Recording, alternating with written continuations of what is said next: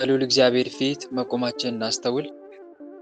መላ ሰውነታችንን በትምህርተ መስቀል 3 ጊዜ እናማትብ። በስመ አብ ወወልድ ወመንፈስ ቅዱስ አሐዱ አምላክ አሜን። በስመ አብ ወወልድ ወመንፈስ ቅዱስ አሐዱ አምላክ አሜን። በስመ አብ ወወልድ ወመንፈስ ቅዱስ አሐዱ አምላክ። ቅዱስ እግዚአብሔር፣ ቅዱስ ኃያል፣ ቅዱስ ሕያው፣ ቅዱስ ኤልሻዳይ፣ ቅዱስ አዶናይ፣ ቅዱስ ጸባኦት፣ ቅዱስ ያህዌ፣ ቅዱስ ኢየሱስ፣ ቅዱስ ክርስቶስ፣ ቅዱስ አማኑኤል። አቤቱ ሰማይና ምድርን የፈጠርክ ጌታ፣ የሚታየውን የማይታየውን ዓለም የመሰረት ቅድመ ዓለም የነበርክ አሁንም ያለ ዓለምንም አሳልፈ የምትኖር የዓለም አዳኝ የዓለም መድኃኒት መድኃኔ ዓለም ኢየሱስ ክርስቶስ ሆይ ሳይገባን እንደ ኃጢአታችን እንደ በደላችን ብዛት ሳትመለከተን እንደ ምሕረትና እንደ ቸርነት ብዛት ተመልክተ ቀኑን ባርከህና ቀድሰህልን በያለንበት ቦታ በሰላምና በጤና ውለ በሰላምና በጤና ለዚህ ሰዓት ያደረስከን በዚህ ሰዓትም ያሰባሰብከን አምላክ ሆይ እናመሰግንሃለን። ምስጋና ይሁን ለአብ፣ ምስጋና ይሁን ለወልድ፣ ምስጋና ይሁን ለመንፈስ ቅዱስ ዛሬም ዘወትርም ለዘላለሙ አሜን። ምስጋና ይሁን ለአብ፣ ምስጋና ይሁን ለወልድ፣ ምስጋና ይሁን ለመንፈስ ቅዱስ ዛሬም ዘወትርም ለዘላለሙ አሜን። ምስጋና ይሁን ለአብ፣ ምስጋና ይሁን ለወልድ፣ ምስጋና ይሁን ለመንፈስ ቅዱስ ዛሬም ዘወትርም ለዘላለሙ አሜን። አቤቱ አምላካችንና መድኃኒታችን ፈጣሪያችን ልዑል እግዚአብሔር ሆይ እንደ ኃጢአታችን እንደ በደላችን ብዛት ሳትመለከተን እንደ ምሕረትና እንደ ቸርነት ብዛት ተመልክተህ ለዚህ ያደረስከን ስለ ድንግል ማርያም ብለህ ቀሪውን ጊዜያችን እንድትባርክልን ከርኩሳን መናፍስት ከዲያብሎስ ፈተና እንድጠብቀን ኃይለ አጋንንት እንድታርቅልን ቅዱስ መንፈስንም እንድታሳድርብን እኛ ኃጢአተኞችና በደለኞች ባሪያዎች በኃጢአታችን በበደላችን ብዛት ቅዱሱ ገናናው ስምን መጥራት ባይገባንም እንደ ምሕረትና እንደ ቸርነት ብዛት እንዲያልን ወደ አንተ እንማጸናለን። አባታችን ሆይ በሰማያት የምትኖር ስምህ ይቀደስ፣ መንግሥትህ ትምጣ፣ ፈቃድህ በሰማይ እንደሆነች እንዲሁም በምድር ትሁን። የዕለት እንጀራችንን ስጠን ዛሬ፣ በደላችንንም ይቅር በለን እኛም የበደሉንን ይቅር እንደምንል። አቤቱ ወደ ፈተና አታግባን፣ ከክፉ ሁሉ አድነን እንጂ መንግሥት ያንተ ናትና ኃይል፣ ክብር፣ ምስጋና ለዘላለሙ አሜን። እመቤታችን ቅድስት ድንግል ማርያም ሆይ በመልአኩ በቅዱስ ገብርኤል ሰላምታ ሰላም እንልሻለን። በሐሳብሽ ድንግል ነሽ፣ በሥጋሽም ድንግል ነሽ። የአሸናፊ የልዑል እግዚአብሔር እናት ሆይ ሰላምታ ላንቺ ይገባሻል። ከሴቶች ሁሉ ተለይተሽ አንቺ የተባረክሽ ነሽ፣ የማኅፀንሽም ፍሬ የተባረከ ነው። ጸጋን የተመላሽ ድንግል ሆይ ደስ ይበልሽ። ጸጋን የተመላሽ መመኪያችን ሆይ ደስ ይበልሽ። ጸጋን የተመላሽ አማላጃችን ሆይ ደስ ይበልሽ። ልዑል እግዚአብሔር ከአንቺ ጋር ነውና ከተወደደው ልጅሽ ከጌታችን ከመድኃኒታችን ከኢየሱስ ክርስቶስ ዘንድ ይቅርታንና ምሕረትን ለምኝልን ኃጢአታችንም ያስተሰርይልን ዘንድ ለዘላለሙ አሜን። በስመ አብ ወወልድ ወመንፈስ ቅዱስ አሐዱ አምላክ አሜን። በኃያሉ በልዑል እግዚአብሔር ስም የተሰበሰባችሁ የልዑል እግዚአብሔር ቤተሰቦች የተወዳጇ እናታችን የንጽሕተ ንጹሐን የቅድስተ ቅዱሳን የድንግል ማርያም የአስራት ልጆች የእልፍ አእላፋት ቅዱሳን መላእክት፣ ቅዱሳን ነቢያት፣ ቅዱሳን ሐዋርያት፣ ቅዱሳን ጻድቃን ሰማዕታት ወዳጆች በወደደን እስከ ሞትም ድረስ ባፈቀረን በኃያሉ አምላካችን በመድኃኔዓለም በኢየሱስ ክርስቶስ ፍጹም ሰላም እንደምን አረፈዳችሁ? እንደምን ቆያችሁ? እንደምን አምላካችን በሰላምና በጤና ለዚህ ሰዓት አደረሰን አደረሳችሁ? አሜን። እግዚአብሔር ይመስገን ብለን ቅዱሱ ገናናው ስሙን ጠርተን እንድናመሰግነው የፈቀደልን ሰማይና ምድርን የፈጠረ ጌታ የሚታየውን የማይታየውን ዓለም የመሰረተ ቅድመ ዓለም የነበረ አሁንም ያለ ዓለምንም አሳልፎ የሚኖር የዓለም መድኃኒት መድኃኔዓለም ኢየሱስ ክርስቶስ ቅዱሱ ገናናው ስሙ ከባሕሪ አባቱ ከአብ ስም ከባሕሪ ሕይወቱ ከመንፈስ ቅዱስም ጋር በእልፍ አእላፋት ቅዱሳን መላእክት በጻድቃን ሰማዕታት እርሱ በፈጠረው ፍጥረታት አንደበት ሁሉ ከአጽናፍ እስከ አጽናፍ ለዘላለም የተመሰገነ ይሁን አሜን። ሁላችንም እጅግ አድርገን የምንወዳት የምናከብራት የምንገዛላት የልባችን ብርሃን የመንገዳችን ፋና የሕይወታችን ተስፋ እማምላክ ወላዲተ አምላክ ወለላይቱ ቅድስት ድንግል ማርያም ስሟ ከአጽናፍ እስከ አጽናፍ ለዘላለም የተመሰገነ ይሁን አሜን። እልፍ አእላፋት ቅዱሳን መላእክት ቅዱሳን ነቢያት ቅዱሳን ሐዋርያት ቅዱሳን ጻድቃን ሰማዕታት ሁሉም በየማዕረጋቸው ለዘላለም ክብራቸው ከፍ ከፍ ያለ ስማቸውም የተመሰገነ ይሁን አሜን። ወንድሞቼ እንኳን ለጌታችን ለመድኃኒታችን ለኢየሱስ ክርስቶስ ዓመታዊ የመስቀሉ መታሰቢያ ክብረ በዓል በዛሬቱ ቀንም በወራዊም ሆነ በዓመታዊ ታስበው ለዋሉ ቅዱሳን በሰላምና በጤና አደረሰን አደረሳችሁ አሜን። በእውነት የጌታችን የመድኃኔዓለም የክርስቶስ መስቀሉ ረድኤትና በረከት በሁላችንም ላይ ይደርብን አሜን። ወንድሞቼ እንደ እግዚአብሔር መልካም ፈቃድ የዛሬውን የዕለተ ረቡዕ መርሐ ግብራችንን ጀምረናል ማለት ነው። መርሃ ግብራችን ያው ሁሌም እንደተለመደው በምንከፍተው የመጀመሪያው መርሃ ግብራችን ስንክሳር ይሆናል ማለት ነው። አሁን ቀጥታ ወደ ስንክሳር እንገባለን። የነገውን ስንክሳር እናዳምጣለን። የመጋቢት 11ን ስንክሳር ማለት ነው። እግዚአብሔር አምላክ መርሃ ግብራችንን በሰላም እንዳስጀምረን በሰላም ያስፈጽመን፣ አሜን። ወደ ስንክሳር። በስመ አብ ወወልድ ወመንፈስ ቅዱስ አሐዱ አምላክ አንድ አምላክ በሚሆን በአብ በወልድ በመንፈስ ቅዱስ ስም መጋቢት 11 በዚች ቀን በንጉሥ መክስሚያኖስ ዘመን ቅዱስ ቴዎቄጤኖስ በሰማዕትነት አረፈ። ይህ ቅዱስ አስቀድሞ ወታደር ነበር። ትጥቁን በንጉሡ ፊት ጥሎ በክብር ባለቤት በጌታችን ኢየሱስ ክርስቶስ ታመነ። ከእርሱም ጋር ብፅዕት እስክንድራ አለች። ንጉሡም ሰምቶ ተቆጣ፣ ልብሱን አስወለቀው። የሴቶች ልብስ አልብሰው ከሚፈትሉ ሴቶች ጋር እንዲጨምሩት፣ ከዚያም የጋለ የብረት መንኮራኩር በላዩ አድርገው ዘግዝቀው ቁልቁል እንዲሰቅሉት አዘዘ። ሁለተኛም እንዲህ ብሎ አዘዘ፣ የፈላ ቅጥራን የተመላ ወጭት አምጥታችሁ ወደ ጆሮ እስቲደርስ በራሱ ላይ ድፉበት። ደግሞ ከተሰቀለበት አውርደው ከእስረኛዋ እስክንድራ ጋር በፊቱ እንዲያቆሙት አዘዘ። ከዚህም በኋላ ምላሱን እንዲቆርጡ አዘዘ። በእሊህ ቅዱሳን በአንገቶቻቸው የሚካበዱ ድንጋዮችን አስረው በኤፍራጥስ ወንዝ ውስጥ እንዲጥሏቸው አዘዘ። በዚያም ተጋድሏቸውንና ምስክርነታቸውን ፈጸሙ። ሥጋቸውንም ምዕመናን አግኝተው በስውር ቦታ ቀበሩት። በረከታቸው ከእኛ ጋር ለዘላለሙ ይኑር አሜን። ሰላም ለቴዎቄጢኖስ ዘአድኅኖ እምታግሎ ተመጥሮ ልሳኑ ኢክህለ ለነቢበ ቃሉ ያብጥሎ ለእስክንድራ ብፅዕት እንተተሳተፈት ገድሎ እብነኒ ዘመኮንን ሰቀሎ ከመልጥረ ጸምር ለክሳዱ ቀሎ። በዚህችም ዕለት ደግሞ ተጋዳይ የሆነ ኤጲስቆጶስ አባ ባስልዮስ በሰማዕትነት አረፈ። ይህንንም ቅዱስ የኢየሩሳሌሙ ሊቀ ጳጳሳት አባ አርሞን ከሌሎች ኤጲስቆጶሳት ጋር ሾመው። በታወቀና በተወሰነ ቦታ ላይ አይደለም፣ እምነት በሌላቸው በአረማውያን አገር ይሰብክ ዘንድ ላከው እንጂ። ይህም ቅዱስ ወደ ከሃዲያን አገር ገብቶ የከበረ ወንጌልን ሰበከ። እነርሱም እየደበደቡ በአገራቸው ሁሉ አዞሩት።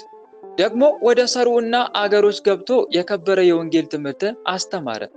እኩሌቶቹ በክብር ባለቤት በጌታችን ኢየሱስ ክርስቶስ አመኑ። ያላመኑት እኩሌቶቹ ከሃዲያን ግን አሳደዱት። ከከተማ ውጭ ወጥቶ በዋሻ ውስጥ ተቀመጠ። የዚያች አገር ሰዎች እግዚአብሔርን ወደ ማወቅ ይመለሱ ዘንድ በአንድ ልጁም ያምኑ ዘንድ ስለዚያች አገር ሰዎች አዘውትሮ እግዚአብሔርን ማለደ። በዚያንም ሰሞን ለእርሱ ለአባቱ አንድ ብቻውን የሆነ የመኮንኑ ልጅ ሞተ። አባቱም ታላቅ ሐዘንን አዘነ። መኮንኑ አባቱም በሕልሙ ልጁን አየው። እርሱም በፊቱ ቆሞ አባቴ ሆይ እነሆ እኔ በታላቅ ጨለማ ውስጥ ነኝና ወደ ክርስቶስ ስለ እኔ ይጸልይ ዘንድ ኤጲስቆጶሱ አባ ባስልዮስን ጠርተ ለምነው ሲለው ነበር። ከእንቅልፉም በነቃ ጊዜ ደንግጦ ተነሳ። ከእርሱም ጋር የአገር ታላላቆችን ይዞ ወደ ቅዱስ ባስልዮስ በዓት ሄደ። ከእርሱ ጋራም ወደ ከተማ ገብቶ ስለ ልጁ እንዲጸልይ ለመነው። እርሱም ልመናውን ተቀብሎ ወደ ከተማ ገባ። በመኮንኑ ልጅ መቃብር ላይም ጸለየ። ያን ጊዜም የመኮንኑ ልጅ ድኖ በሕዝቡ ሁሉ ፊት ተነሳ። መኮንኑ ሕዝቡም ሁሉ በክብር ባለቤት በጌታችን ኢየሱስ ክርስቶስ አመኑ። ከሀገርም ሰዎች ብዙዎች አምነው የክርስትና ጥምቀትን በቅዱስ ባስልዮስ እጅ ተጠመቁ። በዚያችም ሀገር ታላቅ የክርስቲያኖች ጉባኤ ሆነ። ክፉዎች ሰዎችም ቀንተውበት በጠላትነት ተነሱበት። በክርስቶስ ከማያምኑ ጋር ተሰባስበው ወደ ሸንጓቸውም አደረሱት። ይህን ቅዱስ ባስልዮስን ታላቅ ግርፋትን ገረፉት። ነፍሱንም በጌታችን እጅ እስከሰጠ ድረስ እያሰቃዩ በዚያች ሀገር አዋሉት። በረከቱም ከእኛ ጋር ለዘላለሙ ይሁን አሜን። ሰላም ለባስልዮስ ለእግዚአብሔር አማዱ ኤጲስቆጶሳት አሃዱ ሶበ ኢተወክፈ ቃሊ በግዝፈተ ልቡ ወበብዛ እበዱ ሰሚኦ ነገረ ራእይ እምአፈ ምውት ወልዱ መኮንነ ሀገር ከሃዲ ተጠምቀ በእዱ። በዚህች ዕለት ዳግመኛ ከተሰዓቱ ቅዱሳን አንዱ አባ አሌፍ አረፈ። ደግሞ የአውሳቢዮስ የኤፍሬም የአርቃዲዮና የሰማዕቱ ኤልያስ መታሰቢያቸው ነው። በረከታቸውም ከእኛ ጋር ለዘላለም ትኑር አሜን። ሰላም ለአሌፍ እንተቀደሳ በኪደቱ ለብሔረ አጋዚ ብሔረ ፍልሰቱ አመ ፍልሰቴ ይምፃ ምስለ ቅዱሳን ተሳቱ ከመያጽነአኒ በአዚዝ ረድኤቱ እስመ ለብእሲ ኃጥእ ጸዋግ ሞቱ። መጋቢት 11 ቀን የሚከበሩ ዓመታዊ ቅዱሳን በዓላት፣ አንደኛ አባ አሌፍ ጻድቅ ከተሰዓቱ ቅዱሳን። ሁለተኛ ቅዱስ ቴዎቄጤኖስ ሰማዕት፣ ሶስተኛ ቅዱስ ባስልዮስ ጳጳስና ሰማዕት፣ አራተኛ አባ ኤፍሬም ሰማዕት፣ አምስተኛ አባ ኤልያስ ሰማዕት። ወር በገባ በ11 የሚከበሩ ወርሃዊ ቅዱሳን በዓላት፣ አንደኛ ቅዱስ ያሬድ ካህን፣ ሁለተኛ ቅዱስ ገላውዴዎስ ሰማዕት፣ ሶስተኛ ቅዱስ ፋሲለደስ ሰማዕት፣ አራተኛ ብፁዓን ኢያቄምና ሐና፣ አምስተኛ አባታችን አቡነ ሐራ ድንግል ጻድቅ። ከእናንተ አንዱ ከባልንጀራው ጋር ሙግት ቢኖረው በቅዱሳን ፊት በመፋረድ ፈንታ በአመፀኞች ፊት ሊፋረድ ይደፍራልን? ቅዱሳን በዓለም ላይ እንዲፈርዱ አታውቁምን? የትዳር ጉዳይ ይቅርና በመላእክት እንኳ እንድንፈርድ አታውቁምን? መጀመሪያይቱ የሐዋርያው ቅዱስ ጳውሎስ መልእክት ወደ ቆሮንቶስ ሰዎች ምዕራፍ 6 ቁጥር 1 እስከ 3። ጌታ ሆይ ከብልጽግናቸው ብዛት የተነሳ ብዙ መባ ካገቡት ይልቅ የድሃይቱን አነስተኛ መባ እንደተቀበል ለሁል ጊዜ የሚያገለግሉ አእላፍ መላእክትን እያሳሰብን በችግራችን ጊዜ የምናቀርብልን ምስጋና ተቀበል። እናንተም ቅዱሳን ነቢያት፣ የወንጌል ሰባኪያን ሐዋርያት፣ ሰማዕታትና ጻድቃን፣ ትጉሃን መላእክት፣ ፍጹማን ደናግል እንዲሁም ደጋጎች መነኮሳት ሆይ ልጅ አዋቂ ሳይለይ የምንሰባሰብበትን ይህንን ጉባኤያችንን ባርኩልን። ይህን መጽሐፍ ወረቀት አዘጋጅቶ ብራና ደምጦ የጻፈውና ያጻፈውም ከግዕዝ ወደ አማርኛ የተረጎመውን ቃለ ንባቡን በእርጋታ መንፈስና በተመስጦ ሕሊና ያነበበውን ያዳመጠውን በደለኛን ሁሉ የምታስምር የጌታ እናቱ በማርያም ጸሎት ኢየሱስ ክርስቶስ በአንድነት ይማረን፣ አሜን። የሰማነውን አምላካችን ልዑል እግዚአብሔር በልቦናችን ጽላት ላይ ጻፍልን፣ በአእምሯችንም ላይ ቅረጽልን። ቸሩ መድኃኔዓለም ከቅዱሳኑ ረድኤትና በረከትን ያሳትፈን፣ በምልጃቸውም ከኃጢአታችን ያንጻን፣ ከበደላችንም ይጠበን። የስሙ ቀዳሽ የመንግስቱን ወራሽ ለመሆን ያብቃን። ልባችንንም ለጽድቅ ሥራ ያነሳሳልን፣ ወደ ቀናውና ወደ ምሕረት ጎዳናውም ይምራን፣ ፍጻሜያችንም ያሳምርልን፣ አሜን። አባታችን ሆይ በሰማያት የምትኖር ስምህ ይቀደስ፣ መንግሥትህ ትምጣ፣ ፈቃድህ በሰማይ እንደሆነች እንዲሁም በምድር ትሁን። የዕለት እንጀራችንን ስጠን ዛሬ፣ በደላችንን ይቅር በለን እኛም የበደሉንን ይቅር እንደምንል፣ አቤቱ ወደ ፈተና አታግባን ከክፉ ሁሉ አድነን እንጂ መንግሥት ያንተ ናትና፣ ኃይል፣ ክብር፣ ምስጋና ለዘላለሙ አሜን። እመቤታችን ቅድስት ድንግል ማርያም ሆይ በመልአኩ በቅዱስ ገብርኤል ሰላምታ ሰላም እንልሻለን። በሐሳብሽ ድንግል ነሽ፣ በሥጋሽም ድንግል ነሽ። የአሸናፊ የልዑል እግዚአብሔር እናት ሆይ ሰላምታ ላንቺ ይገባሻል። ከሴቶች ሁሉ ተለይተሽ አንቺ የተባረክሽ ነሽ፣ የማኅፀንሽም ፍሬ የተባረከ ነው። ጸጋን የተመላሽ ድንግል ሆይ ደስ ይበልሽ። ጸጋን የተመላሽ መመኪያችን ሆይ ደስ ይበልሽ። ጸጋን የተመላሽ አማላጃችን ሆይ ደስ ይበልሽ። ልዑል እግዚአብሔር ከአንቺ ጋር ነውና ከተወደደው ልጅሽ ከጌታችን ከመድኃኒታችን ከኢየሱስ ክርስቶስ ዘንድ ይቅርታንና ምሕረትን ለምኝልን ኃጢአታችንም ያስተሰርይልን ዘንድ ለዘላለሙ አሜን። እህት ወንድሞቼ የዕለቱን ስንክሳር አዳምጠን ተመልሰናል። አሁን ቀጥታ የምንገባው ከዕለቱ ስንክሳር ምን እንደተማማርን የምንመለከት ይሆናል። እግዚአብሔር አምላክ ለሁላችንም ማስተዋሉን ያድለን፣ አሜን። እህት ወንድሞች ቅድም እንደሰማችሁት በመጋቢት 11 ቀን ታስበው ከሚውሉ ቅዱሳን መካከል በንጉሥ መክስሚያኖስ ዘመን ቅዱስ ቴዎቄጤኖስ በሰማዕትነት ያረፈበት ቀን ነው። ይህ ቅዱስ አስቀድሞ ወታደር ነበር። ትጥቁን በንጉሱ ፊት ጥሎ በክብር ባለቤት በጌታችን ኢየሱስ ክርስቶስ የታመነ ታላቅ ሰማዕት ነው። ከእርሱም ጋራ ብጽዕት እስክንድራ ነበረች። ታዲያ ንጉሱ ሰምቶ ተቆጥቶ ልብሱን አስወልቀው የሴቶች ልብስ አልብሰው ከሚፈትሉ ሴቶች ጋራ እንዲጨምሩት አድርጎ ነበረ። ይህን ያደረገበት ምክንያት ቅዱሱን ለማዋረድ ነው። ከሴቶች ጋር ልብሱን አስወልቆ የሴቶች ልብስ አስለብሶ ከሚፈትሉ ሴቶች ጋር ያስቀመጠው ክብሩን ሲያሳንሰው ነው። አንተ ወንድ አይደለም እንደማለት ነው። ግን እህት ወንድሞች እዚህ ጋር መረዳት ያለብን ነገር ምንድን ነው? አንደኛ ይህ ሰማዕት ወታደር ነበረ። ወታደር ሆኖ ንጉሱን ያገለግል ነበረ። መጨረሻ ላይ ግን ንጉሱ ክርስቶስን ሲክድ ይህ ቅዱስም የንጉሱ ወታደር ሆኖ መኖር አልፈለገም። በሃይማኖቱ ስለመጡበት ሰማዕት መሆን የመረጠው። ከዚህ ቅዱስ የመጀመሪያው የምንማረው ትምህርት ወንድሞች ምንድን ነው? በየትኛውም የሥራ ዘርፍ ልንሳተፍ እንችላለን። የመንግስት ሰራተኛ፣ ነጋዴ፣ ገበሬ፣ ተማሪ፣ ወታደር፣ ማንኛውም ሰው ልትሆን ትችላለህ። ግን በሃይማኖት ከመጡብህ ወደኋላ ልትል እንደማይገባ ነው። በየትኛውም የሥራ ዘርፍ ብትሆን ወደኋላ ልትል አይገባ። ቸሩ መድኃኔዓለም በሰው ፊት ለሚመሰክርልኝ ሁሉ እኔ ደግሞ በሰማይ ባለው በአባቴ ፊት እመሰክርለታለሁ። በሰው ፊት የሚክደኝን ሁሉ እኔ ደግሞ በሰማይ ባለው በአባቴ ፊት እክደዋለሁ የሚል ቃል አለ። በማቴዎስ ወንጌል ምዕራፍ 10 ቁጥር 32 እስከ 33 ላይ ደግሞም እንዲህ ብሏል፣ ስጋንም የሚገድሉትን ነፍስን ግን መግደል የማይቻላቸውን አትፍሩ፣ ይልቅስ ነፍስንም ስጋንም በገሃነም ሊያጠፋ የሚቻለውን እርሱን ፍሩ ይላል የማቴዎስ ወንጌል ምዕራፍ 10 ቁጥር 28 ላይ። ስለዚህ ወንድሞች በዚህ ምድር ላይ ሳለን ማንም ሊያስፈራራን ወይም ደግሞ ምንም ነገር ልንፈራ አይገባም ማለት ነው። አትፍሩ፣ አትደንግጡ፣ ነገር ግን የሰራዊትን ጌታ እግዚአብሔርን ቀድሱት፣ የሚያስፈራችሁና የሚያስደነግጣችሁ እርሱ ይሁን ተብሎ ተጽፏልና።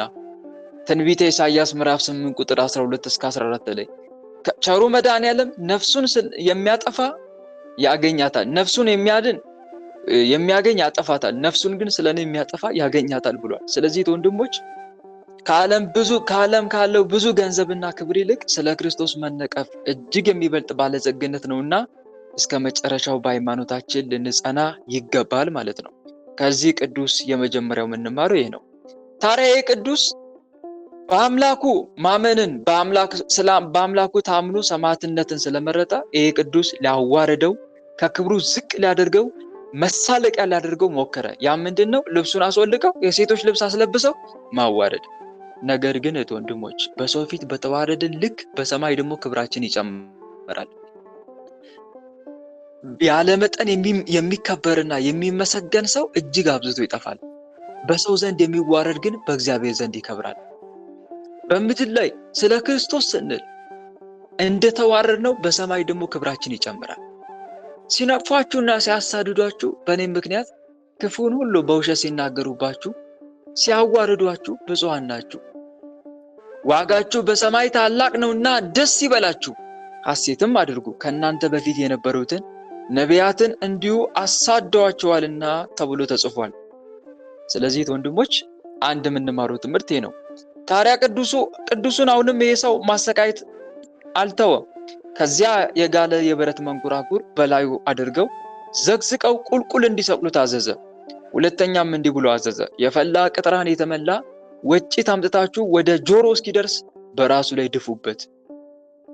ይሄ ሁሉ መከራ መጡበት። ከዛ በኋላ መጨረሻ ላይ ተስፋ ቆርጡና በኤፍራጥስ ወንዝ ውስጥ ሁለቱንም ቅድስት አክራንም ሁለቱንም ከዛ በኋላ አንድ ላይ አድርገው እንዲያስሯቸው ቅድስት እስክንድራ ጋር ማለት ነው። ከዛ በአንገቶቻቸው የሚካበዱ ድንጋዮችን አስረው በኤፍራጥስ ወንዝ ውስጥ እንዲጥሏቸው አዘዘ። በዚህም ተጓድሏቸውንና ምስክርነታቸውን ፈጸሙ። ይህም መጽሐፍ ቅዱስ ላይ የተጻፈ ነው። በዚያን ጊዜ ለመከራ አሳልፈው ይሰጧችኋል፣ ይገድሏችሁማል። ስለ ስሜም በአሕዛብ ሁሉ የተጠላችሁ ትሆናላችሁ፣ እስከ መጨረሻው የሚጸና ግን እርሱ ይድናል ተብሎ እንደተጻፈው ነው። እነኚህም ቅዱሳን ሰማዕታት በመከራ ውስጥ አለፉ፣ የድል አክሊልን ተቀዳጁ። እህት ወንድሞቼ ከነኚህ ቅዱሳን የምንማረው እኛም እስከ መጨረሻው በእምነታችን መጽናት እንዳለብን ነው። በእውነት የእነኚህ የሁለቱ ቅዱሳን ረድኤትና በረከት በእኛ ላይ ለዘላለም ይደርብን፣ አሜን። ሌላው በዚህች ዕለት ተጋዳይ የሆነ ኤጲስቆጶስ አባ ባስልዮስ በሰማዕትነት ያረፈ ነው። ይህ ቅዱስ የኢየሩሳሌሙ ሊቀ ጳጳሳት አባ አርሞን ከሌሎች ኤጲስቆጶሳት ጋር የሾመው ነው። በታወቀና በተወሰነ ቦታ ላይ አይደለም፣ እምነት በሌላቸው በአረማውያን ሀገር ነው እንዲሰብክ የታዘዘው። ታዲያ ወደዛ ሀገር ከሄደ በኋላ እነኚህ ሰዎች እየደበደቡ በሀገራቸው ሁሉ አዞሩት። ከዛ እሱ ግን ማስተማሩን አልተወም። ግን ሰዎቹ የማይመለሱ ሆኑ። እንደውም እኩሌቶቹ አመኑ፣ እኩሌቶቹ ግን ሳያምኑ ቀሩ። ያላመኑት እኩሌቶቹ ከሃዲያን ግን እያሳደዱት ከከተማ ውጭ ወጥቶ በዋሻ ውስጥ እስኪደበቅ ድረስ በጽኑ መከራ መጡበት። ታዲያ ቅዱስ ሰዎች አልሰማም አንቀበለም ትምህርትን ሲሉት ዝም ብሎ አልተቀመጠም። ያለው አማራጭ ምንድነው? በጸሎት ፈጣሪ መጠየቅ ነው። ጌታ ሆይ እባክህን ልቦና ስጣቸው፣ እባክህን ለወንጌል ለቃል የሚታዘዙ አድርጋቸው፣ እባክህን አምላክ ሆይ የድንጋዩን ልብ ከስጋቸው አውጣ፣ አዲስ መንፈስ በውስጣቸው አሳድር፣ የስጋንም ልብ ስጣቸው እያለ ማልቀስ መማፀን ጀመረ ፈጣሪውን። እግዚአብሔርም ልመናውን ሰምቶ አንድ ነገር አደረገ። ያ ምንድነው? የመኮንኑ ልጅ ሞተ። የመኮንኑ ልጅ ከሞተ በኋላ በሕልም ለአባቱ አባቴ ወይ እኔ በጨለማ ውስጥ ነኝ ያለሁት፣ እባክህን ኤጲስቆጶስ ባስልዮስን ስለኔ ወደ ክርስቶስ እንዲጸልይ እንዲለምንልኝ እዘዘው አለው። ከዛ በኋላ ወደ ኤጲስቆጶሱ ሄደና መኮንን ጠየቀው። ከዛ ወደ አምላኩ ይጸልይ ይሄ ሰው ተነሳ። እና እህት ወንድሞቼ ምንድነው የምንማረው ከዚህ ከተባለ እኛ ሰዎችን ልናስተምራቸው ከስህተት ልንመልሳቸው ልንሞክር እንችላለን። ለምሳሌ ሰዎችን ንስሐ ግቡ ወይም ደግሞ ጹሙ፣ ጸልዩ፣ ስገዱ ብለን ልናስተምራቸው ወይም ደግሞ ከሃዲያን ከሆኑ ደግሞ ከክደታችሁ ተመለሱ እያልን ልናስተምራቸው ልንመክራቸው እንችላለን። እነኛ ሰዎች ግን በጭራሽ የማይመለሱ ልበ ደንዳኖች ሊሆኑ ይችላሉ። እና ማድረግ ያለብን አንድ ነገር ምንድነው? በጸሎት በምክር ብቻ የሰው ልጅ አይለወጥም። በምክር ብቻ፣ በስብከት በወንጌል ብቻ፣ ስላስተማርከው ብቻ፣ ስለመከርከው፣ ስለገሰስከው ብቻ ያንን ሰው ልትመክረው ልትመልሰው አትችልም። የግድ ለዛ ሰው ጸሎት ልታደርግ ይገባል። የሚጸልይ ሰው ነው ብዙዎችን ከስህተት መመለስ የሚችለው። የማይጸልይ ሰው ግን ብዙዎችን ከስህተት አይመልስም። ብዙዎችን ከስህተት መመለስ አይችልም። ምክንያቱም ውጊያችን ከስጋና ከደም ጋር ብቻ አይደለም፣ ከዲያብሎስና ከሰራዊቱ ጋር ጭምር እንጂ። መጋደላችን ከደምና ከስጋ ጋር አይደለም፣ ከአለቆችና ከስልጣናት ጋር፣ ከዚህም ከጨለማ ዓለም ገዦች ጋር፣ በሰማያዊም ስፍራ ካለ ከክፋት መንፈሳውያን ሰራዊት ጋር ነው እንጂ ይላልና። ስለዚህ ወንድሞች ለምንድነው ሰዎች ስታስተምሯቸው ስትመክሯቸው የማይመለሱት? ልበ ደንዳኖች የሚሆኑት ለምንድን ነው? ወደው አይደለም፣ ልባቸው ላይ ዲያብሎስ ስለነገሰ ነው። እናንተ ስታስተምሯቸው እናንተ የምታስተምሯቸውን ትምህርት ልባቸው ላይ ተቀምጦ ይሳለቅባቸዋል፣ ያሾፋል፣ ያላግጣል ወይም ደግሞ ይሳደባል። በነገራችን ላይ ስብከትን የማይሰሙ ቢሰሙም የማያስተውሉ ሰዎች የሚጠቀሙበትን ነገር ብትነግሯቸው በጭራሽ አይሰሟቸውም፣ አይቀበሏቸውም። እንደውም የተሰደቡ ያህል በመቁጠር ወደ እናንተ እየተመለከቱ አንተ እኔን ልትሰብከኝ ነውን? አንቺ እኔን ልትሰብከኝ ነውን? ይሏቸዋል። ምክንያቱም ውስጣቸው ዲያብሎስ አርፍጧላ። ዲያብሎስ ውስጣቸው አርፍጧል። ቃላችሁን አይቀበሉም። እኛ ደግሞ ወዲያው ተስፋ እንቆርጣለን። ሰዎችን ስንመክራቸው ስናስተምራቸው ንስሐ ግባ፣ ስገድ፣ ጹም፣ ጸልይ ስንል ያ ሰው የሚያሾፍ ከሆነ እያሾፈ እኔ እንዴት ይመለስልኛል ብለን ተስፋ እንቆርጣለን። ግን ወንድሞቼ ለምንድን ነው ሰዎች የሚያሾፉት ከተባለ ውስጣቸውን ላይ ዲያብሎስን ስላነገሱት ነው። ዲያብሎስ አንዳንድ ሰው ስትመክሯቸው ወዲያው ይገሰጻሉ፣ ይመለሳሉ፣ ይደነግጣሉ፣ እውነት ነው ይላሉ። ወዲያው ይመለሱና ንስሐ ወደ መግባት ስጋው ደሙን ወደ መቀበል ቋሚ ጾም፣ ጸሎት፣ ስግደት ወደ መጀመር ውስጥ ይገባሉ። አንዳንዱ ግን አይመለስም። ምክንያቱም ዲያብሎስ አርፍጧል፣ ውስጡ በአጭሩ ሰርጿል ማለት ነው። ዲያብሎስ ደግሞ የሰው ሰውነት ውስጥ የሚሰርጸው ከምን አንጻር ነው ከተባለ በእንትን በሆነለት ልክ ነው፣ ስር በሰደደው ልክ ነው። ስር የሚሰደው ደግሞ በምንሰራው ኃጢአት ያ ዲያብሎስ ይነክሳል ልባችን ላይ ሲነክስ በነገሰ ቁጥር ደግሞ ጸጸት የሚባለው ነገር ከልባችን እየጠፋ ይመጣል። ያኔ ዲያብሎስ በሰው ልጅ ልብ ውስጥ ሲያድር ወይም ደግሞ ሲሰርጽ የሰው ልጅ ለንስሐ የሚሆን ጸጸት ከውስጡ እየጠፋ ይመጣል። በቃ ፈጽሞ ወደ መጥፋት ደረጃ ላይ ይደርሳል። ሙሉ ለሙሉ ከተቆጣጠረው ማለት ነው። ሁሉም ጋር እኮ ዲያብሎስ እኩል አልነገሰም። ሁሉም ላይ እኮ ዲያብሎስ እኩል አላደፈጠም፣ እኩል እኮ አልተቀመጠም። ዲግሪ እኮ አለው፣ ደረጃ አለው እኮ። አንዳንዱ ጋር 100% የተጠናወተው አለ። ለምሳሌ እንበልና በደብተራዎች በኩል ብንሄድ መጽሐፍ ቅዱስን ስዕላትን መስቀል ረግጠው የሚዋረሱ ሰዎች የሉ? መንፈስን የሚዋረሱ ሰዎች እኮ አሉ። የሞተ አስክሬናውን ደፍረው መንፈስን የሚዋረሱ ሰዎች አሉ። እነሱ ጋር ያለ መንፈስና ለምሳሌ ዶሮ እያረዱ እየገበሩ የሚዋርሱ መንፈስ የሚዋርሱ ሰዎች ጋር አንድ አይደለም። ምክንያቱም እነኛ የበለጠ ክፉ ስራ ሰርተውለታል። ስለዚህ በሰሩለት ክፋት ልክ ዲያብሎስ እነሱን ይጠናወታቸዋል። እነሱን ደግሞ ለማስደሰት አድርግ ያሉትን ሁሉ ያደርጉለታል። በነገራችን ላይ በደብተራዎች ዘንድም እኮ እንደዛ ነው። ደብተራዎች፣ መተተኞች ለምሳሌ በጣም በጽኑ የተዋረሰው ደብተራ ሊሆን ይችላል። ደግሞ ጥቂት ደግሞ የተዋረሰው ደብተራ ሊሆን ይችላል። ሰው ገድሎ ሰው አርዶ ወይ ደግሞ በሰው ደም ታጥቦ መንፈስን የተዋረሰ ደብተራ ሊኖር ይችላል። ሰው አርዶ በሰው ደም ታጥቦ የተዋረሰ ደብተራና የተወሰነ ግብር ስለገበረለት ወይም ደግሞ መልካ ሳጥናኤል ስለደገመለት የሚታዘዝ ዲያብሎስ አንድ አይደለም። ልክ በመንፈሳዊ ደረጃም እኮ እንደዛው ነው ወንድሞች። ወደ እግዚአብሔር ሁሉም ሰው እኩል ነው እንደቀረበው? እኩል ነው የቀረበው ወደ እግዚአብሔር ሁሉም ሰው? ንገሩኝ እስቲ። አይደለም።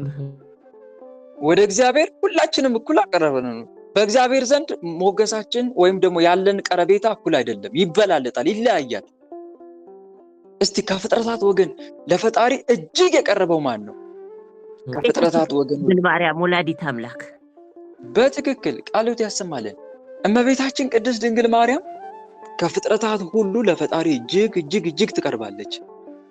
የእሷ ልመና ከሌሎች በተሻለ መልኩ ተሰሚነት አለው፣ ተቀባይነት አለው። ይሄ ታወቀ። ከመላእክት ወገንስ የማን ነው በጣም እጅግ ለፈጣሪ የቀረበው? ማን ነው? ቅዱስ ሚካኤል፣ ሊቀ መላእክት ቅዱስ ሚካኤል ማለት ነው። በትክክል አሁን ቅዱስ ሚካኤል ከመላእክት ወገን በፈጣሪ ፊት ትልቅ ግርማ አለው፣ ሞገስ አለው። ልክ ሌሎችም ደረጃ አላቸው ፈልጌ ነው። ከቅዱሳንም ልክ እንደዛው። አሁን ጻድቁ አቡነ ገብረ መንፈስ ቅዱስ ታላቅ ሞገስ አላቸው በፈጣሪ ዘንድ ታላቅ ሞገስና ቅርበት አላቸው። ጻድቁ አባት አቡነ ገብረ መንፈስ ቅዱስ ገድላቸው ላይ ካነበባችሁ እንዴት ነው? አሁን አቡነ ሳሙኤል ዘዋልድባ እና ሌሎች ቅዱሳን አባታችን አቡነ ገብረ መንፈስ ቅዱስን ሊጠይቋቸው ሄዱ። ስለነሱ ሰምተው ማለት ነው። ሊጠይቋቸው ሲሄዱ እና አባታችን አቡነ ሳሙኤል ዘዋልድባ ጋር አንበሳ ተከትሏቸው ይሄዳሉ። እንደሱ ጋርም አሉ አናብስት። አባታችን አቡነ ገብረ መንፈስ ቅዱስ ጋርም አናብስቶች አሉ። 60 አንበሳ 60 ነብር አሉ፣ አብረው አጅበዋቸው የሚሄዱ ማለት ነው። እና አቡነ ሳሙኤል ዘዋልድባ ወደ አባታችን አቡነ ገብረ መንፈስ ቅዱስ ሲሄዱ የአባታችን የአቡነ ገብረ መንፈስ ቅዱስ አናብስት የአባታችን የአቡነ ሳሙኤል ዘዋልድባን አናብስት በሏቸው፣ ክትክት አድርገው በሏቸው። አቡነ ሳሙኤል ዘዋልድባ በጣም አዘኑ፣ አንበሶቻቸው ስለተበሉ። አባታችን አቡነ ገብረ መንፈስ ቅዱስ ተሰውረዋል። እሳቸው ካልፈቀዱ በቀር ማንም አያቸውም። አቡነ ገብረ መንፈስ ቅዱስን እግዚአብሔር አምላክ ስልጣን ሰጥቷቸዋል። አንተ ራስህ ካልፈቀድክ በቀር ማንም ሰው አያይክም ብለውታል። አንተ ፈቅደ ልታይ ካላልክ በቀር ማንም ሰው አንተን እንደፈለገ አያይክም ብሎ ስልጣን ሰጥቷቸዋል ቸሩ መድኃኔዓለም ለአቡነ ገብረ መንፈስ ቅዱስ። እና ታዲያ ቆይተው ጠበቋቸው ለተወሰነ ጊዜ አቡነ ሳሙኤል ዘዋልድባ እና ሌሎች አባታችን አቡነ ገብረ መንፈስ ቅዱስ። ከተወሰነ ጊዜ በኋላ ከቀናት በኋላ አባታችን አቡነ ገብረ መንፈስ ቅዱስ ተገለጹ። ከራሳቸው እስከ ጥፍራቸው በፀጉር ተሸፍነው መጡ፣ በብርሃን ተከበው። ከዛ በኋላ አባታችን አቡነ ገብረ መንፈስ ቅዱስ የአባታችን የአቡነ ሳሙኤል ዘዋልድባን አናብስት በታምራት አስነስተው ከዛ በኋላ ገርሟቸው በተሰጣቸው ቃል ጸጋ ሲገረሙ ከዚህ በላይ ታላችሁ ብለው በቅጽበት ወዲያው ወደ ጽራሪያም ተጓዙና በአጋዕዝተ ዓለም በስላሴ ፊት ቆመው እንግዳ መጥቶብኛል የምመገበው ምግብ የለኝም ብለው ሲማጸኑ አጋዕዝተ ዓለም ቅድስት ስላሴ ወዲያው ህብስትና ጽዋ እንዲሰጣቸው አደረጉ። ከዛ በኋላ ወደ ምድር ወዲያው ተመልሰው ያመጡትን ህብስትና ጽዋ ለአባታችን ለአቡነ ሳሙኤል ዘዋልድባና ከሳቸው ጋር አብረው ለመጡት ቅዱሳን ሰጡ። ከዛ በኋላ አባታችን አቡነ ሳሙኤል ዘዋልድባ እንዴ እኛ ለካ እንደኛ መስሎን ነበረ፣ ግን እሱ ሰማያዊ ምድራዊ መልአክ ነው ለካ ከእግዚአብሔር ይህን ያክል ቅርበት ያለው ታላቅ ቅዱስ ሰው ነው ለካ እያሉ እየተደነቁ ወደ ቦታቸው ተመለሱ። እና ይህን የነገርኳችሁ ምን ለማለት ፈልጌ ነው? ቅዱሳን ልክ እንደዚሁ በእግዚአብሔር ዘንድ ያላቸው ቀረቤታ ይለያያል። እንዲሁም ደግሞ የአባታችን የአቡነ ሀብተ ማርያምን ገድል ካነበባቸው በአጋዕዝተ ዓለም በስላሴ ፊት ለመቆም አንዱ ከአንዱ ይሽቀዳደም ነበር። እኔ ካንተ እሻላለሁ እየተባባሉ በአጋዕዝተ ዓለም በስላሴ ፊት ይቆሙ እንደነበረ ይናገራል ገድላቸው። እና ምን ለማለት ፈልጌ ነው? ሰዎች ሁሉ ለፈጣሪ ያለንም ቀረቤታ እንደዛው ነው። እንደ ስራችን ነው። ግን እንደምናችን እንደ ስራችን በፈጣሪ ፊት ያለን ቀረቤታ ይለያያል። ስለዚህ በፈጣሪ ፊት ትልቅ ሞገስ እንዲኖሩ ከፈለክ እሱ የሚወደውን ስራ አብዝተህ ስራ። እሱ የሚወደውን ስራ አብዝተህ ስራ። እሱ የሚወደውን ስራ አብዝተህ ስትሰራ ለእግዚአብሔር በዛው ልክ ቅርብ ትሆናለህ ማለት ነው። በጣም ትቀርባለህ ለእግዚአብሔር። እና ወንድሞቼ እኛ ደግሞ እንደ ስራችን እስቲ ምን ደረጃ ላይ እንደደረስን ራሳችን እናውቃለን። እና ይሄንን ነው ማየት ያለብን። በነገራችን ላይ ቅዱሳኑም አማልዱን የምንላቸው እኮ ከዛ አንፃር ነው። ከኛ ይልቅ እነሱ ለፈጣሪ እጅግ የቀረቡ ስለሆነ፣ ከኛ ጸሎት ይልቅ የእነሱ ጸሎት እጅግ የተሰማ ለፈጣሪ እጅግ የቀረበ ስለሆነ ነው የእነሱ ምልጃ የምንጠይቀው ማለት ነው። አሁንም ማስረጃ ላምጣላችሁ። መጽሐፈ ኢዮብ ምዕራፍ 42 ቁጥር 8 ላይ መጽሐፈ ኢዮብ 42:8 ላይ እግዚአብሔር አምላክ ለኢዮብ ጓደኞች እንዲህ ብሏቸው ነበር። ባሪያዬ ኢዮብም ስለእናንተ ይጸልያል ይላል። ባሪያዬ ኢዮብም ስለእናንተ ይጸልያል፣ እኔም እንደ ስንፍናችሁ እንዳላደርግባችሁ ፊቱን እቀበላለሁ ይላል። አሁን እነሱ በቀጥታ ወደሱ መጸለይ ሳይችሉ ቀርተው ነው? አይደለም። ምክንያቱም ኢዮብ ከነሱ ይልቅ ለፈጣሪ ምን ስለሆነ ነው? ምን ስለሆነ ነው? ንገሩኝ። ኢዮብ ስለቀረበ ነው አይደለም? በእግዚአብሔር ፊት ቅርብ ስለሆነ እግዚአብሔር አምላክ ምን እያላቸው ነው ማለት ነው? ከናንተ ጸሎት ይልቅ የባሪያዬ የኢዮብን ጸሎት ስለምቀበል ኢዮብ ስለናንተ ይጸልያል፣ ከዛ እኔም እንደ ስንፍናችሁ አላደርግም፣ እንደ ኃጢአታችሁ አልከፍላችሁም፣ ስለ ኢዮብ ስል እናንተን ይቅርላችኋለሁ፣ ግን ኢዮብ ስለናንተ ይጸልይላችሁ እያለ ነው። ተመልከቱ። ኢዮብ ስለናንተ ይጸልይላችሁ። አያችሁ አይደል?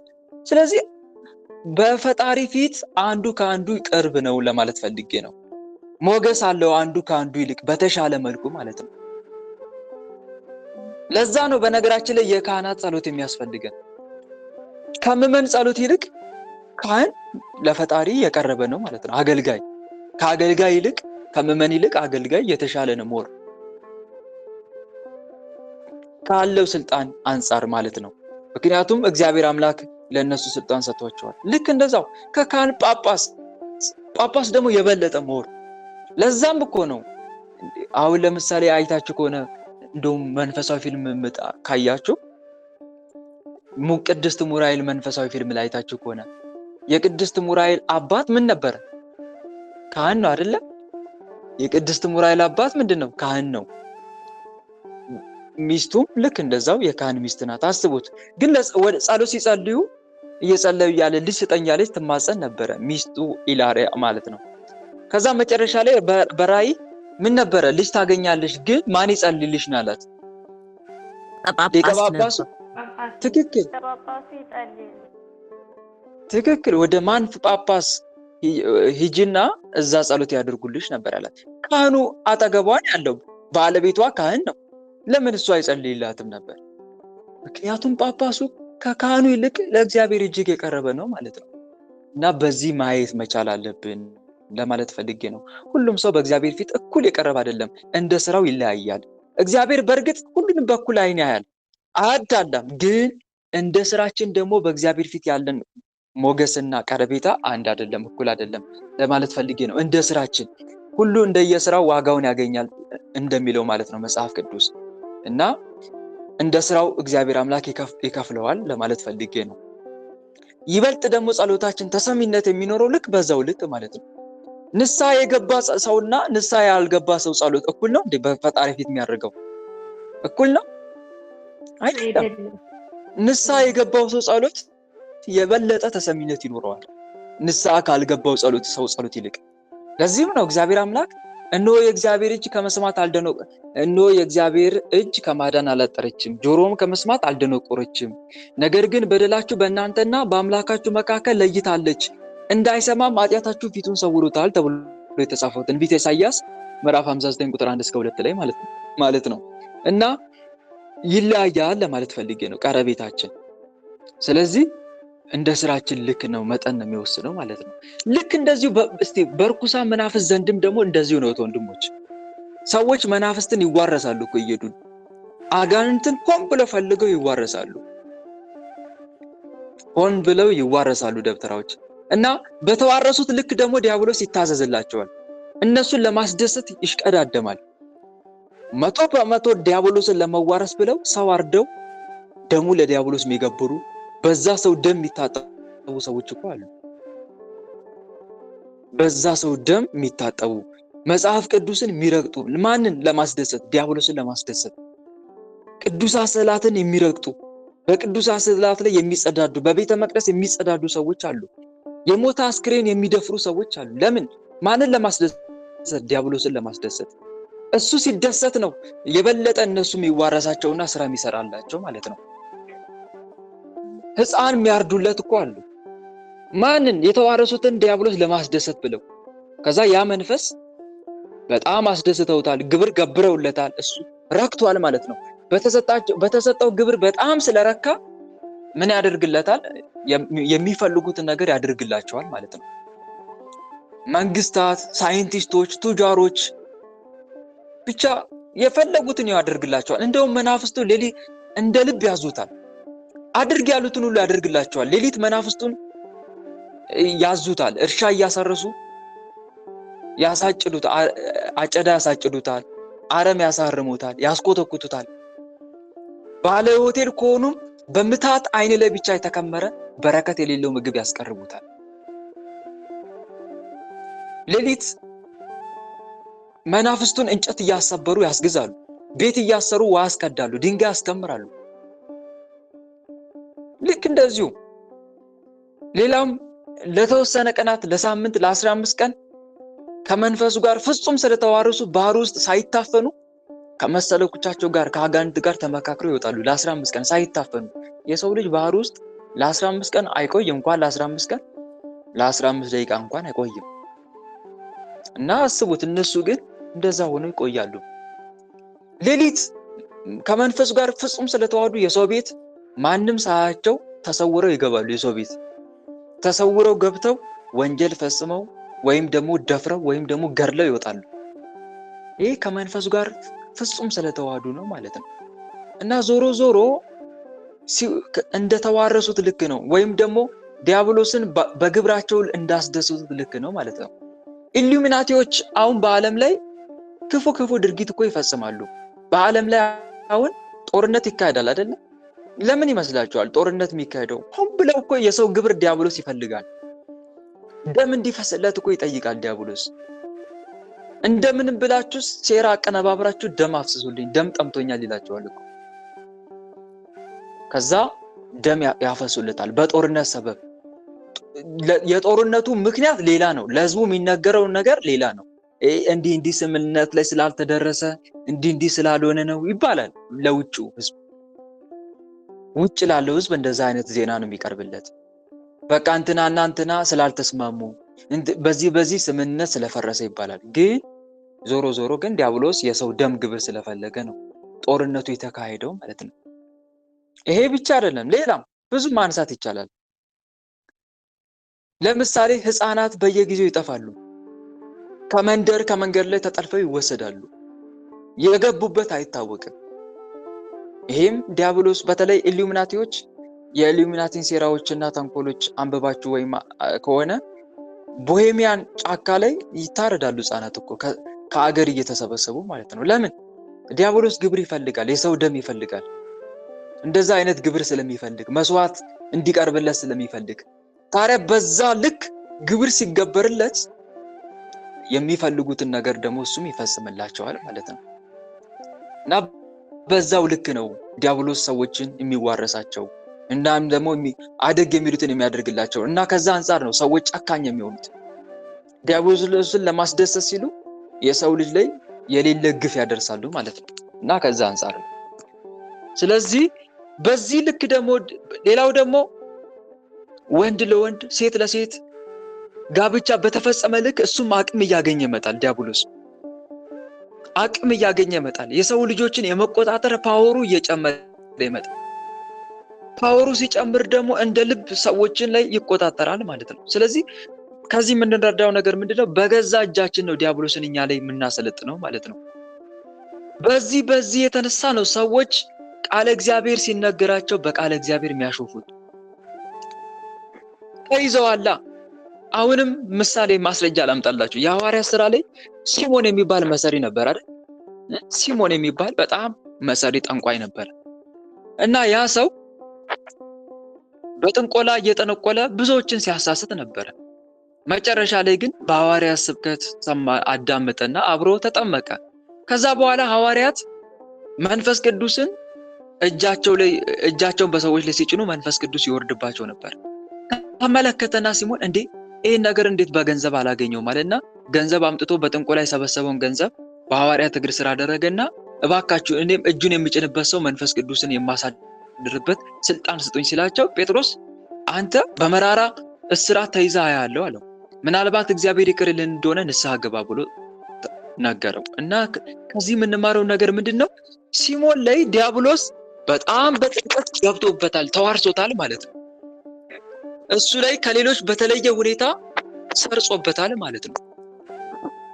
የወንጌልን ቃል እንዳስተውል አድርጎታል። እና በዚህ ልክ የሰው ልጅ ልቡ ይታወራል። ልቡ የሚታወረው ግን ዲያብሎስን ባስደሰተው ልክ ነው ማለት ነው። እና ዞሮ ወንድሞች እኛ ኃጢአት በሰራን ቁጥር ዲያብሎስ በእኛ ላይ በጣም እየሰለጠነ ነው የሚመጣው ማለት ነው። ጽድቅ በሰራን ቁጥር ቅዱሳን መላእክት በጣም እየቀረቡን፣ እግዚአብሔር አምላክ በጣም እየቀረበን እንደሚመጣ ሁሉ ኃጢአት በሰራን ቁጥር ደግሞ ዲያብሎስ በጣም እየቀረበ ነው የሚመጣው። ከዕለት ወደ ዕለት በዘሞትኩ ቁጥር ሐሜት፣ ስድብ፣ የተለያየ ነገሮችን በቃ ክፉ ድርጊቶችን በፈጸምኩ ቁጥር ክፋትን ባበዛ ልክ ዲያብሎስ በአንተ ላይ እየሰለጠነ ይመጣል ማለት ነው። እና ይህን እንዳትረሱ። ለዛ ነው ሰዎች ልበ ደንዳኖች የሚሆኑት። ቃል እግዚአብሔር ትምህርት ሲነገራቸው በጭራሽ አልሰማም የሚሉት ከዛ አንፃር እና በገዛው እጃችን ነው ዲያብሎስን እያሰለጠን ያለ ነው። ስለዚህ ዲያብሎስ በእኛ ላይ እንዳይሰለጥን ምን ማድረግ መቻል አለብን? እግዚአብሔር የሚወደውን ስራ አጥብቀን መስራት፣ የዲያብሎስን ግብር ወይም ደግሞ የዲያብሎስን ክፉ ስራዎች መጸየፍ መቻል አለብን ለማለት ነው። ታዲያ ከዛ አንፃር ነው። ስለዚህ ምን ማድረግ አለብን? ለሰው ትምህርት ስናስተምር ሰው አልሰማም ካለ ለዛ ሰው መጸለይ መቻል አለብን። ወደ እግዚአብሔር ስንጸልይ ያ ልቡ ላይ ያደፈጠ ዲያብሎስ ደግሞ ምን እየሆነ ይመጣል? እየተመታ። እሱ ላይ የመሰልጠን አቅሙ እየደከመ ይመጣል ማለት ነው። ሰዎች ላይ የመሰልጠን አቅሙ እየደከመ ይመጣል። ስለዚህ ሰውን በትምህርት ብቻ ለውጣለሁ ብለህ የምታስብ ከሆነ በጣም የዋነ ማለት ነው።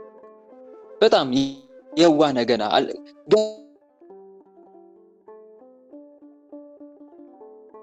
በጸሎትና በማስተማር 50% ስታስተምራለህ፣ 50% ደግሞ ምን ታደርጋለህ? ትጸልያለህ። 50% እየጸለይክ 50% ስታስተምር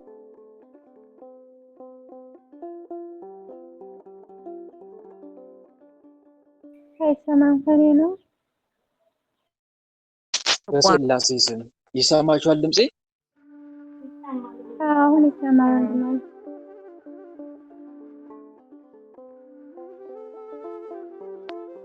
ድምጼ ይሰማችኋል? ንገሩኝ። በስላሴ ስም ይሰማችኋል?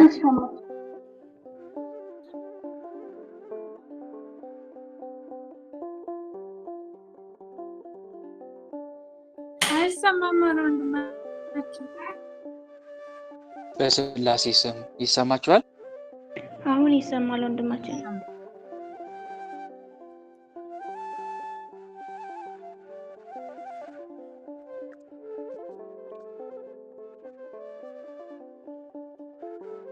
ይሰማችኋል ድምጼ? አዎ ወንድማችን ይሰማል።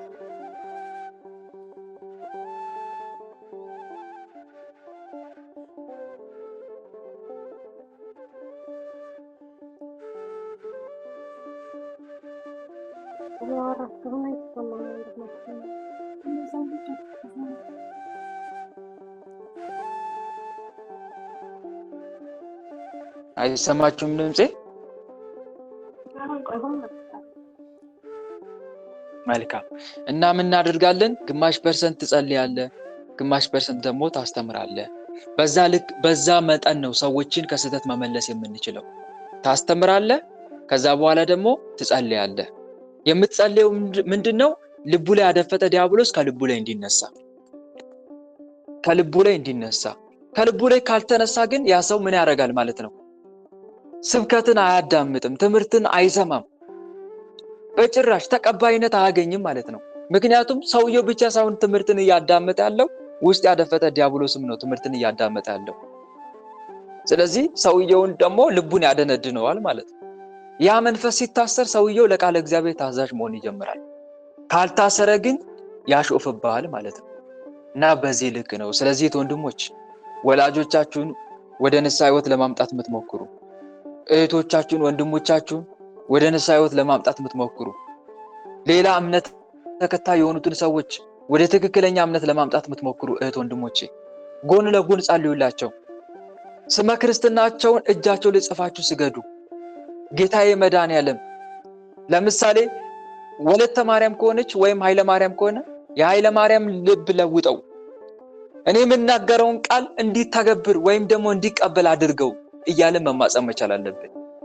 እኔ የምናገረውን ቃል እንዲቀበል እንዲተገብር ሰምቶ ተግባራዊ እንዲያደርገው እባክን አግዘው እርዳው እያለን ከእንባ ጋር ወደ ፈጣሪ መጮህ መቻል አለብን። ስንማጸን ያን እግዚአብሔር የኛን ጸሎት ይሰማና ልቡ ላይ ተቀምጦ ስብከታችን አንሰማም ወይም ደግሞ ምክራችን አልቀበልም ያለውን ያንን ሰው ልቡ ላይ ያደፈጠው መንፈስ ያስርልናል። የዛን ሰው ልብ ይከፈታል ማለት ነው። ከዛ በኋላ ነው ያ ሰውን መለወጥ የሚቻለው። በእኔ አንደበት ስናስተምር ራሱ በእኔ አንደበት ሆነ ተናገር፣ እኔ የምናገረው ቃል ስራ እንዲሰራ አድርግ እያለን ካልተማጸንን በጣም አስቸጋሪ ይሆናል ማለት ነው። እና በዚህ ልክ ነው ሰዎችን መለወጥ የምንችለው ለማለት ፈልጌ ነው። እግዚአብሔር ከዛ የሆነ ምክንያት አዘጋጅቶ ያ ሰው እንዲማር ያደርገዋል። ያ ሰው እንዲማር ያደርገዋል። አሁን ተመልከቱ፣ ይሄ ቅዱስ ስንክሳር ላይ ያለው ቅዱስ ወደ እግዚአብሔር ሲማጸን እግዚአብሔር አምላክ የመኮንኑን ልጅ እንዲሞት አደረገና ያ የሞተው ልጅ በሲኦል ሆኖ በጨለማ ውስጥ ሆኖ አባቴ ሆይ እኔ በጨለማ ታስሬያለሁ፣ አባ ባስልዮስ ስለኔ እንዲጸልይ እባክህ ለምነው አለ። ከዛ ስለሱ ጸለየ፣ ያ ምውት ተነሳ። እና ይሄ እግዚአብሔር አምላክ ያዘጋጀው ምክንያት ነው ሰዎቹ በሙሉ ወደ ንስሐ ሕይወት እንዲመጡ ማለት ነው። ስለዚህ እኛም ማድረግ ያለብን ሰው አልለወጥ ሲል፣ ሰው አልመከር ሲል፣ ሰው ከስህተት አልመለስም ሲል ያለን አማራጭ ወደ ፈጣሪ መጮህ፣ ወደ ፈጣሪ እየተማጸንን ያንን ሰው ከስህተት ለመመለስ መታገል ነው ማለት ነው። እንደዛ የምናደርግ ከሆነ ብዙ ሰዎችን ከስህተት ጎዳና የመመለስ አቅም ይኖረናል ማለት ነው። ከጸሎት ጋር የተባበረ ስራ ከሆነ ማለት ነው። ይህን ይመስላል። በእውነት በዚህ መልኩ ያስተማረን ቸሩ መድኃኔዓለም ስሙ ከአጽናፍ እስከ አጽናፍ ለዘላለም የተመሰገነ ይሁን። እኛም በሰማነው ቃል በተማነው ትምህርት 30፣ 60፣ 100 የምናፈራ አድርገን የስሙ ቀዳሽ የመንግስቱ ወራሽ ለመሆን ያብቃን። አሜን። ወስብሐት ለእግዚአብሔር ወለወላዲቱ ድንግል ወለመስቀሉ ክቡር። ይቆየን። ባለቤት ጸጋውን